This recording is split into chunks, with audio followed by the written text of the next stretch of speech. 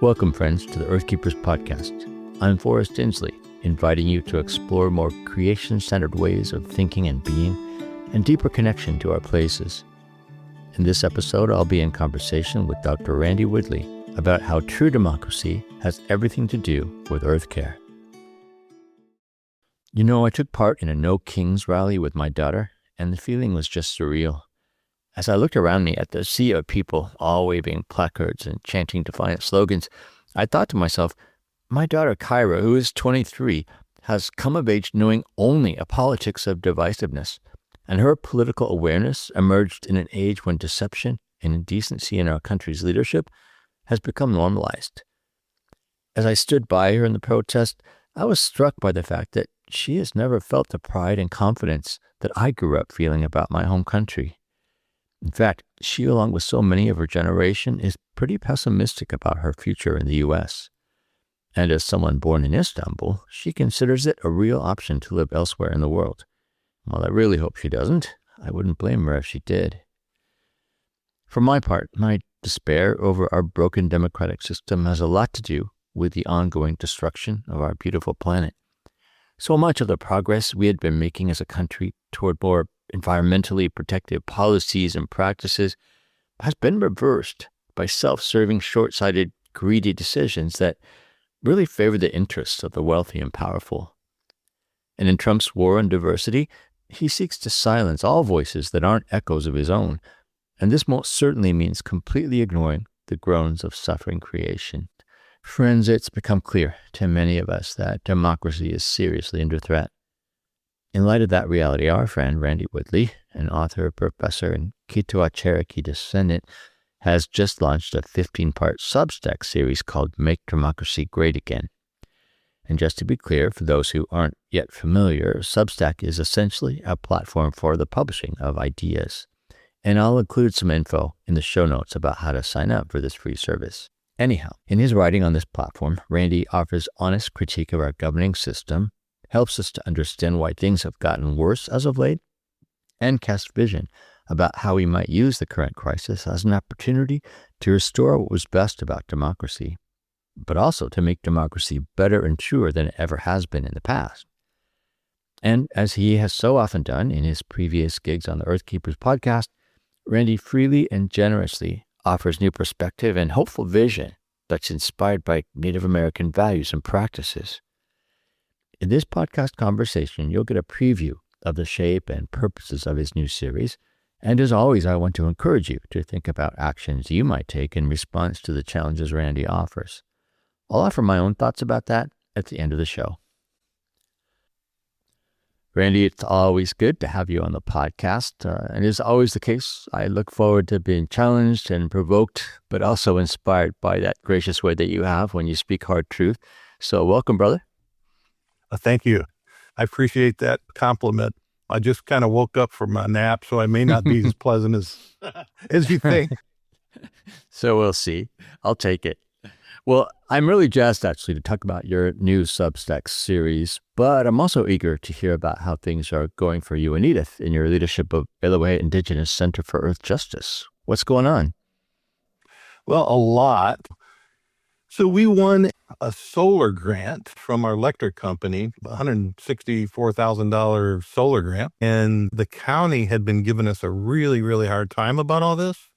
And they had stopped us from having people stay all night, made us apply for a bunch of different permits, sent us down on a wild goose chase for a while. They finally said we had to apply for an agritourism permit. That really impinges on our religion and spirituality. So we are appealing that right now. We did finally get our solar, and it's almost completely installed now, but that was supposed to have been installed June 1st. So if you get my Substack, I think next Thursday or Friday, I'll put out a little bit to let people know what's going on. I don't usually let people know what's going on in Elohim on my Substack, but because this parallels so well with what I'm writing about, I thought, well, here's a local example of government overreach. And so we are sort of in a battle that could end up being a landmark case if we are able to continue taking it all the way. So yeah, well, blessings on that process.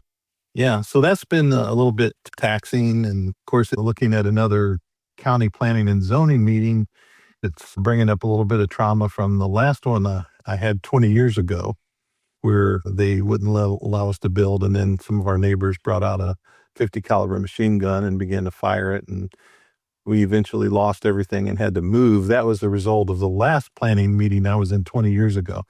So I think I've got a lot more support with me this time, though. So. Yeah. Well, that's good to hear. Well, about this Substack series, you've got one coming out called Make Democracy Great Again. Now, in normal times, people might be shocked to think that in America, of all places, democracy wasn't already great. I mean, so many of us have grown up being told that America is like a beacon of democracy to the rest of the world. That said, these, of course, are not normal times. And a lot of people, including me, are being forced to come to terms with the desperate truth that democracy is indeed broken and in need of restoration. I'd really like to hear your reasons for wanting to make democracy great again, and maybe generally speaking, what is it that's driving you to put this series out into the world right now? Yeah, well, of course, it's a play on Make America Great Again, right? Which is, in my view, to bring us back to the days when it was really, really rough for Indigenous people and African American people and Asian people and Latino people and even poor whites. So in this country, a lot of our native tribes had a better way of expressing democracy than the United States has ever come up with. In fact, there are a lot of people who've made the point that a lot of what happened in the United States is a result of people like Franklin and Jefferson and others who observed the Iroquois Confederacy and took a lot of their lead from them. They just didn't go far enough. So they made a half democracy, let's put it that way. It was missing a lot of elements that our Indigenous people have. And so a lot of these ideas I've thought about for so many years, if we could just do it like the old days, right? The old days weren't perfect for Native America, but we did sort of know how to get along. There were wars, right? But there were also ways to remedy those, and there were different kinds of wars. It was just more important to have peace than it was war. It was important to hear everyone's voice. There's a lot of cooperation as opposed to this competitive society that we live in now. And so when I say make democracy great again, I'm really referring to our Native America ways of democracy. We'll talk about immigration reform. We'll talk about healthcare, talk about public campaign financing, and, just a lot of things like that. Sure. Well, I have to say that one of the reasons I resonated with your first essay that got put out last week is that you freely acknowledge that part of your motivation in writing this series is that you're angry. And for the record, so am I. But let me ask you, what are you angry about? Well, I'm mostly angry that Congress, especially the Republican side of Congress, can't see itself anymore as a co-equal branch of government. So the whole system doesn't work when one abdicates their duty. And it is so frustrating. My dad, he and I disagreed terribly on politics. He was much more conservative than me. He was a sort of a George Bush Senior Republican type World War II vet. But I think he pegged at one time. And he said, and this was back in the days of Reagan and Nixon and different presidents back in those days. And I was just a young guy in my 20s, maybe. He was a blue-collar worker all of his life, what we would call working poor, started his own business. He had his own house building company. And same with my mom. She was a beautician. He told me one day, Randy, remember this about politics.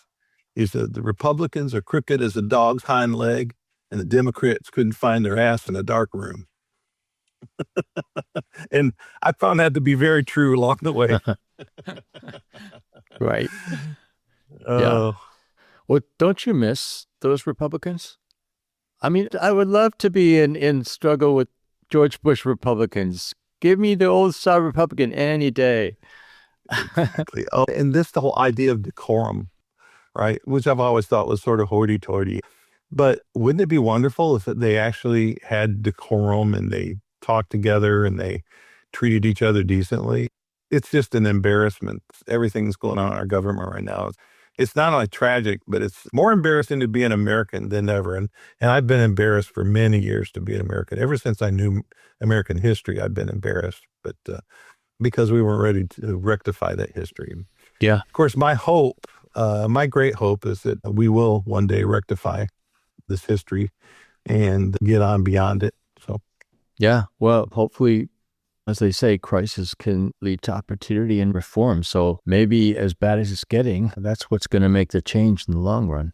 yeah, and as bad as it's getting, my ancestors had it a whole lot worse in the 1830s, Sure.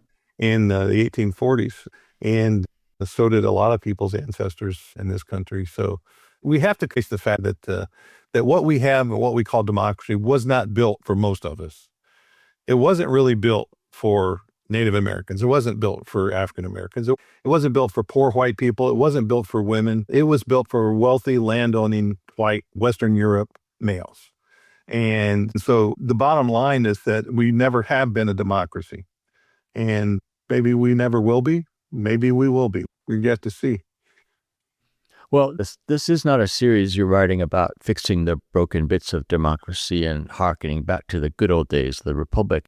Your critique of the American political system goes much deeper, much further back into history.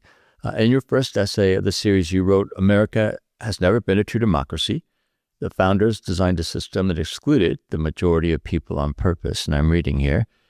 Indigenous peoples whose land was stolen, enslaved Africans, women, the poor whites.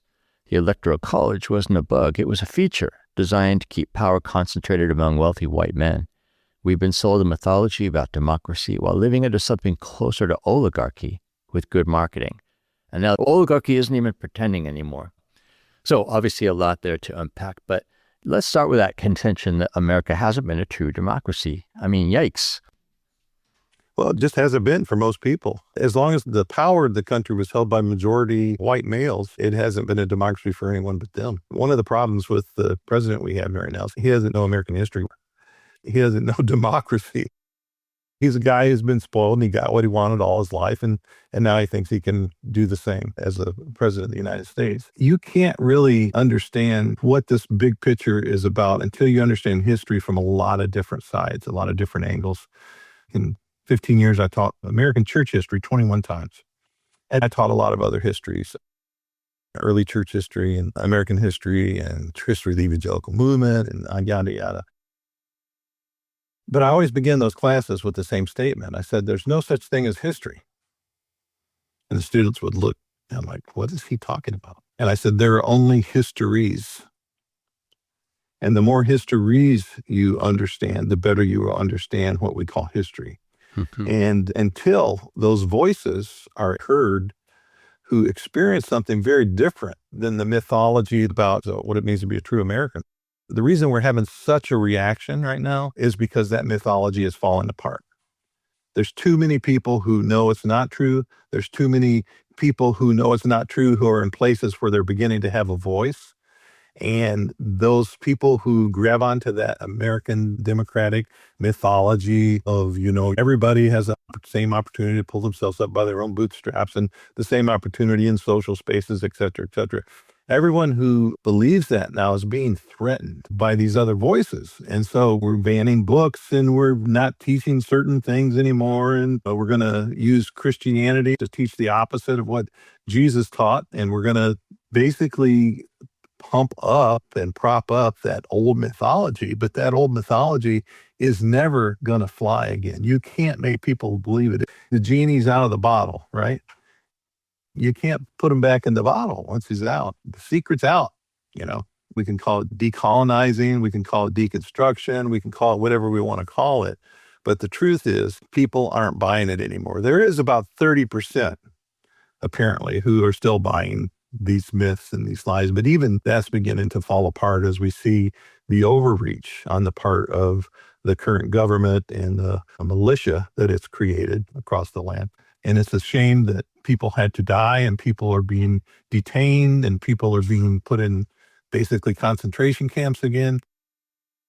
But the silver lining to all of this is that everybody's noticing and they're not liking what they're seeing. Well, you say some pretty startling things in your writing, and one of those, I think, is the term oligarchy. That's a word we most often hear associated with Russia these days, right?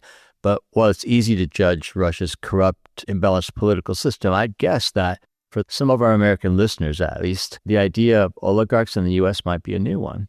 So help us to understand what you mean by an American oligarchy and how that works against a truly democratic system.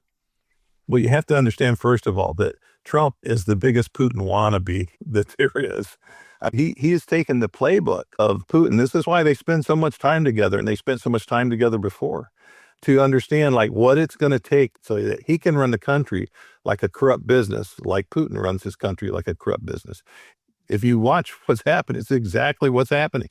We've always been an oligarchy. If you just go back, 100 120 years, you have the Rockefellers and you have the Carnegies and all the different robber barons back in those days. And you can go back farther than that. And you can find these people who basically had more influence than the average citizen. And anytime corporations or business people have more influence than the American people themselves, that's an oligarchy.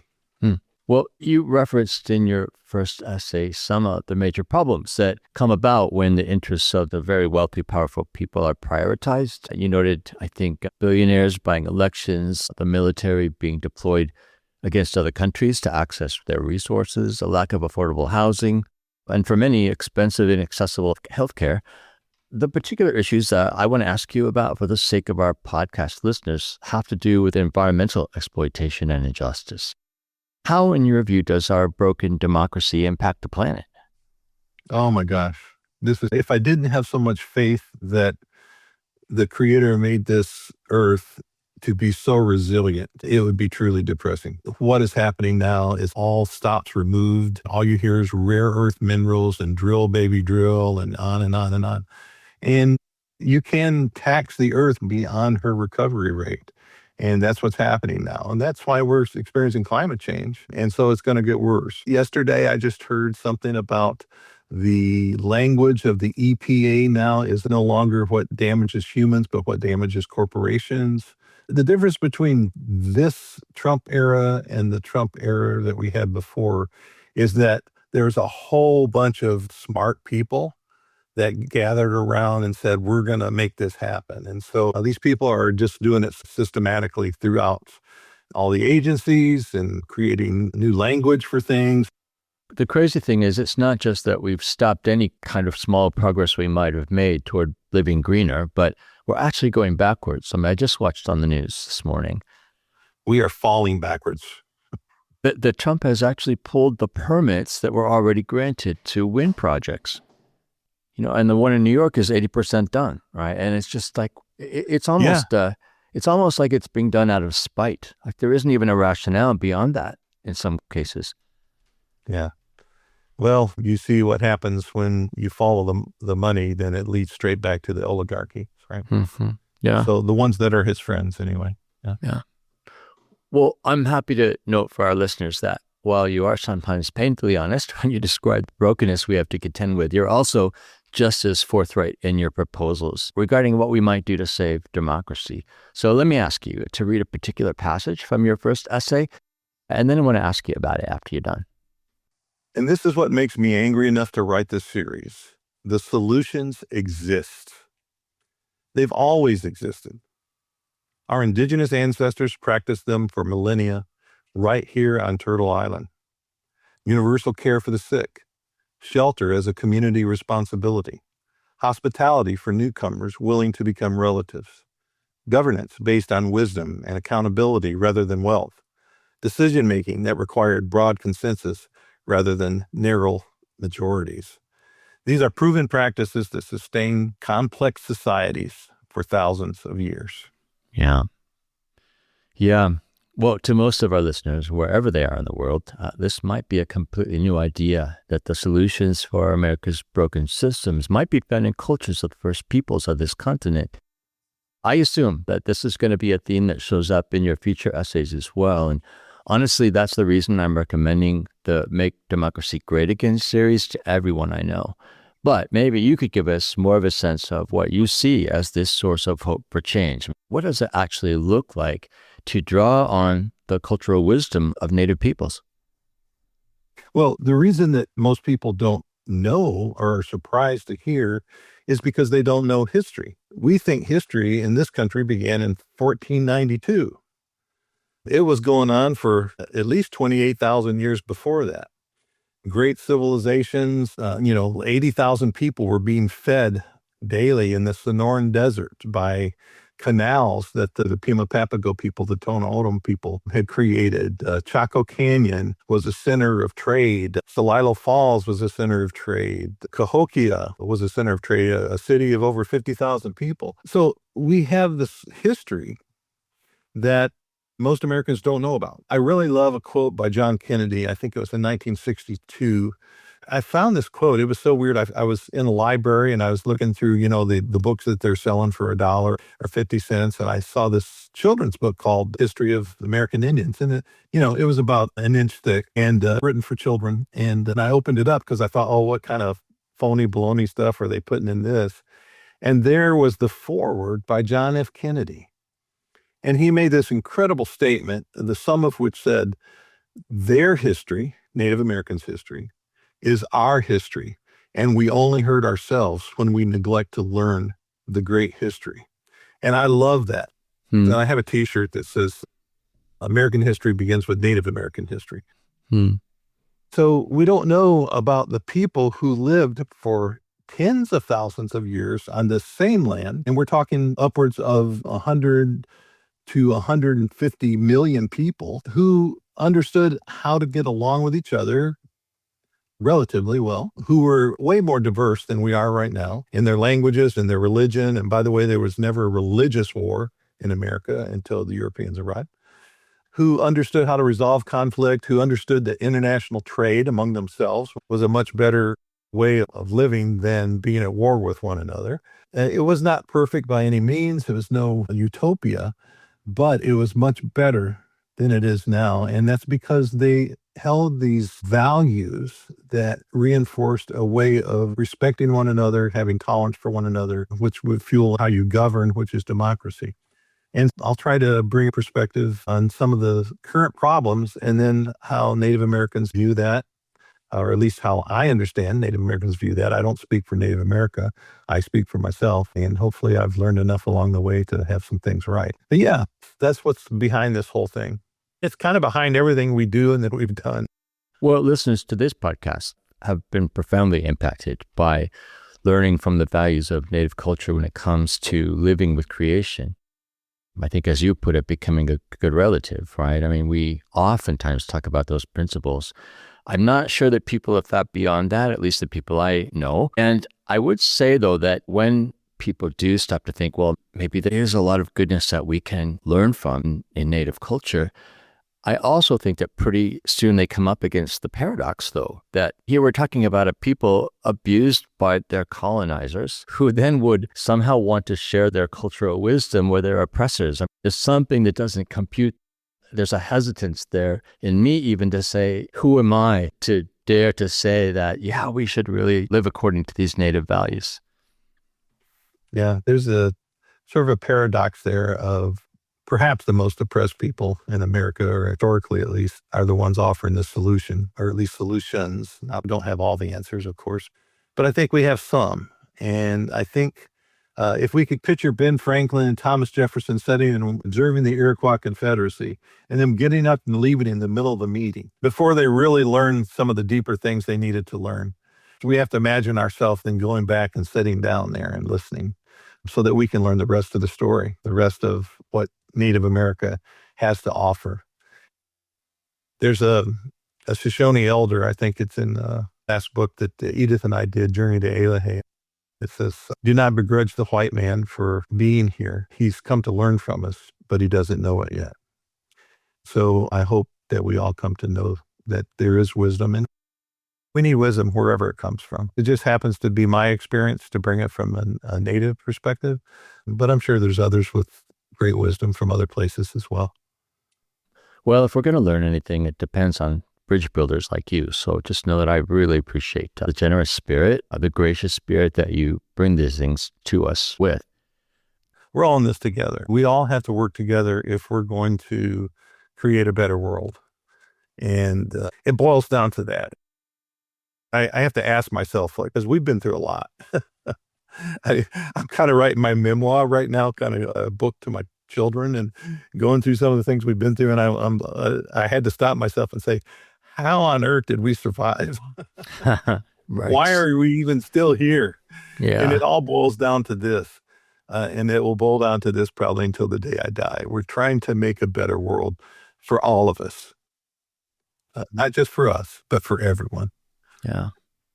Well, maybe it's not fair to ask you this before you've released more than a couple of your essays, but since I've got you on the air with me now, let me ask, what are some ways that our podcast listeners could take real, meaningful action to recover true democracy? So you are kind of asking me to reveal some of the secrets that I'm going to be talking about along the way. If we're going to solve homelessness, then we have to have homeless people at the table. If we're going to solve immigration, we have to have immigrants at the table, right? If we're going to solve undocumented immigrants, then we need undocumented immigrants at the table. We can't just continually say, we're going to solve your problems. That never works. We have to involve the people who are suffering from these things. So that's sort of number one. Who do we bring to the table? So I was at the Anadarko Christian Center in Anadarko, Oklahoma, the city with 51% Native Americans and 3% Native employment. So a lot of houselessness, right? And the place that I took over, it was sort of a neighborhood center on the other side of the tracks, literally. And so poor Blacks, poor whites, poor Latinos, and poor Native Americans. This is where they lived. And they had a program on in the evenings. If it was sort of storming outside and freezing, that we had a voucher for the Bonton Motel. And at that time, it was only $17 to stay. And so a bunch of them could stay in there and get out of the weather. You could get a cheeseburger, French fries, and a drink at the local place. They had vouchers for that. But those are emergency things. So we said, what else can we do to help the houseless community in the city? And so we had a big gym. It was a recreation center and everything. And so we got them together and we said, hey, what's the number one problem that you guys are having that we could solve? Finally, somebody goes, we stink. And I said, okay, what can we do about that? Well, we need to be able to shower. We need to be able to wash our clothes. And so we began to talk and we built a 12-foot wall in the back of our gym. We still had space. And in that, we put a men's and a woman's shower room and a locker room. And in the middle of that, we put a laundry service that people could come to twice a week and do their laundry free. So we solved that problem. But I would have never come up with that. Only the people experiencing that could come up with that. And even if I did come up with that, it would be, oh, they're looking at us as the poor people that need to be helped. It's disempowering. It takes away agency and it takes away dignity. But this way, they were empowered to come up with a solution that gave them dignity. So they didn't mind coming in and taking showers, and they didn't mind coming in and doing their laundry because this is their solution to their problem. It seems like I'm emphasizing this a lot, but it makes all the difference in everything, the process in which things are done. And so when everybody has a seat at the table and everybody has a voice at the table, that's when we get great solutions. Well, I love your point about bringing the right people to the table, making space for voices that don't usually get heard. That's very actionable. Here, another thing behind those words, and that is that people can actually do solutions without depending on the government to solve the problems for them. Well, let me ask you another question, maybe drill down just a little bit. What would you say to those whose hearts are especially broken over the overwhelming suffering of creation? What's it going to take to move beyond just trying to live a little bit greener? How can we work for deeper systemic change, especially when it comes to being a good relative in the family of creation? Well, you talked about your listeners beginning to see creation as a relative, which is incredible, but most people don't. Even environmental organizations, it's still a one-way relationship. Being a relative means that I also am receiving from creation, and I expect to receive something from creation. It's a two-way relationship. It's coming together and being married to the land, as it says in scripture, Beulah, right? Married to the land. And a marriage is a two-way covenant. And we got to take that seriously and say, this is not just what am I going to do for the earth, but this is like, what does the earth do for me? And most of us don't even realize that our very being exists because the earth is allowing us to. It's allowing us to breathe. The phytoplankton in the ocean are producing half the oxygen, and then the trees are producing most of the rest of the oxygen. And thank God that we have them, because we wouldn't be able to breathe without it. So it's a very delicate balance on this planet. So I think first understanding, what does that mean to me personally, to be a relative with creation and to be in a relationship? A lot of people talk that way, but they don't even talk to the trees in their backyard, or the plants or the flowers or the hedges or the birds. I was really fortunate, and I didn't realize how much until later in life. Really, after my mother passed, I began to think about all the little trips she took me on to go out into the woods and pick mushrooms, and to go by the creeks, and to watch her talk to the birds and talk to the animals, and how she had a relationship with her pets so deep, and how she had the greenest thumb of anyone I knew. And I was really fortunate because I learned that through, I guess you call it osmosis, that you are in a relationship with creation. And I think most people don't have that. And that's mostly because we live in this Platonic dualistic society where we think we're higher than creation, rather than just being a part of this great circle of creation and being in relationship with everything. And so we got to begin to view it differently. Also, when you realize how great creation is, to not be so disheartened. It's horrible what's happening, and it's hurtful to realize this has happened to our grandmother Earth. But at the same time, the earth is resilient. So if we can do the little bit in our yards, in our farms, in our communities, we can't solve the whole thing right now, but we can be a model that inspires other people. And that's what we do at Elahe. I used to think, oh, if I could speak to hundreds of thousands of people and tell them the truth, that would change the world, which was a foolish young man's idea, right? But what I realized is that hundreds of people, maybe thousands now, come through Elahe, and they see a model, and they go back and they get inspired, and it changes the way that they have a relationship with creation. And I know that because they write emails back and tell me about it, And so we all need to create that model for our neighbors to see and for our relatives to see, so that this starts catching on. And that's how it works. It seems to me that your principle of bringing the right people to the table also applies to the environmental crisis. Is it possible that we can think in terms of actually letting creation have a voice at the table when we're trying to solve some of these gnarly problems? Interesting you say that. I was speaking at a conference on Vancouver Island in Victoria, and it was a particular denomination deciding what to do with a lot of its old church buildings and properties. I noticed at the meeting, at the back of the room, 2 rows of just native elders sitting back there. And then it came my time to talk, and I told a story. It's a Cherokee story, how disease and medicine came into the world. In short, the human beings were abusing the animals and just not being grateful. And so the animals decided to get them back. They decided to put disease on the people, and the people began to die, and the animals wouldn't have any mercy on them. And the plants watched all this, and the plants said, we feel sorry for the people, and we're going to start sending them medicine in their dreams so that they know how to heal themselves. Then at the end, they all come together, and they decide how to work together and to live together, and what each group's responsibility will be. And so I told that story, and then I said, I noticed that there's no bears sitting here.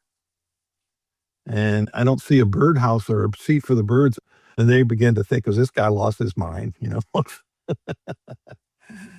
And I said, now, I'm not sure if they would come if they were invited, but you know who is here who could represent those? You got 2 rows of elders sitting in the back who I'm pretty sure could represent their perspective, and they haven't been invited to the table. And that's the problem. There's so many things that we can do if we're created and we have the right people at the table.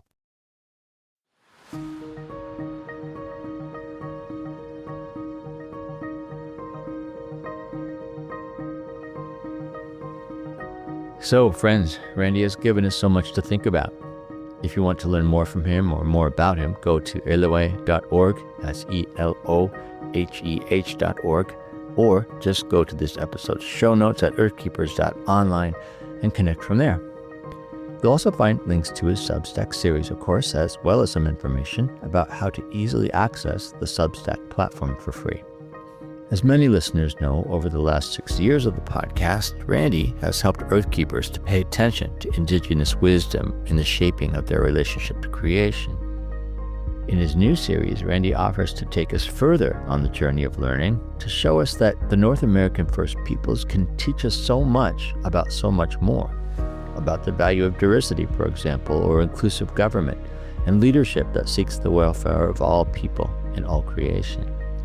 If you're intrigued to learn more, definitely sign up for his Democracy series, but as another actionable response to Randy's challenges, you might also consider doing some proactive learning on your own about the history and culture of the people who are indigenous to the place where you live now. Here's another possible action response. In this time of crisis in which we're living, you might ask yourself, when it comes to addressing social and environmental challenges in your community, whose voices dominate and whose perspectives are ignored? And is it possible that you might be a catalyst for change that brings a more holistic diversity of voices to the table of public discourse and community problem solving? These are desperate times, and desperate times call for mobilized community action, creative problem solving, and courageous risk taking. We love this earth, friends. Let's fight for what we love.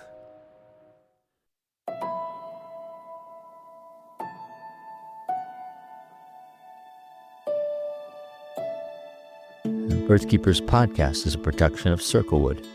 Our executive producer is James Amidon, and our sound engineer is Dave Wolfers. Jesselyn Gentry is our communications manager, and our music was created by Forrest Reed and Levgen Potovsky. I am Forrest Inslee, your podcast host, and I'm really grateful for the time you've spent listening to this episode.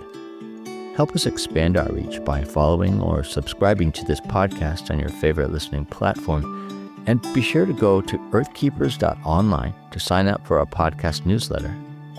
If you know someone who would benefit from hearing this podcast conversation, it would be great if you could send them a link. In any case, I hope you'll join us again for our next episode of the Earthkeepers podcast.